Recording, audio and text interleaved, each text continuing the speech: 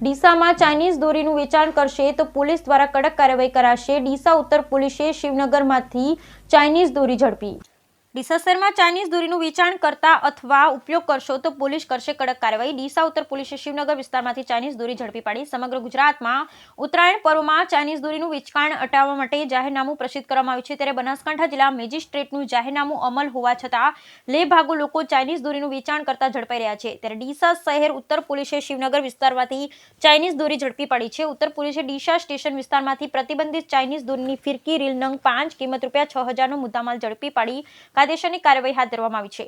Chirag Kordia police મહાનિરીક્ષક સરહદી range Kutch Bhuj તથા Akshraj police અધિક્ષક બનાસકાંઠા જિલ્લાનાઓએ પતંગ ચગાવવાના માંજા અથવા દોરી કે જે નાયલોન અથવા સિન્થેટિક પદાર્થની કોટેડ કરેલ હોય ને નોન બાયોડિગ્રેડેબલ હોય પરંતુ સંપૂર્ણ પ્રતિબંધનું જાહેરનામું હોય જે કેસ શોધી કાઢવા સારું જરૂરી સૂચના અને માર્ગદર્શન કરતા સીએલ સોલંકી નાયબ પોલીસ અધિક્ષક ડીસા વિભાગનાઓ ડીસા નાઓના માર્ગદર્શન હેઠળ એસટી ચૌધરી પોલીસ ઇન્સ્પેક્ટર નાઓની સૂચના આધારે પોલીસ સ્ટાફના માણસો પેટ્રોલિંગમાં અને હ્યુમન સોર્સના આધારે માહિતી મળે કે ડીસા શિવનગર જસવંત ચેમ્બર્સ પાછળ રહેતા કાંતાબેન અશોકભાઈ પટની પોતાના રહેણાંક ઘરે પ્રતિબંધિત ચાઇનીઝ પતંગ દોરી કરી વેચાણ કરે છે, જે હકીકતના આધારે તપાસ કરતા તેના રહેણાંક ઘરેથી પ્રતિબંધિત ચાઇનીઝ દોરીની ફિરકી રીલ નંગ 5 કિંમત ₹6,000 મુદ્દામાલ મળી આવતા તેના વિરુદ્ધ ડીસા શહેર ઉત્તર પોલીસ સ્ટેશન પાર્ટ A 008/2025 ભારતીય ન્યાય સંહિતા 2023ની કલમ 223 મુજબનો ગુનો દાખલ કરી કાયદેસરની કાર્યવાહી કરવામાં આવી। બ્યુરો રિપોર્ટ ભરત ઠક્કર, ડીસા, બનાસકાંઠા।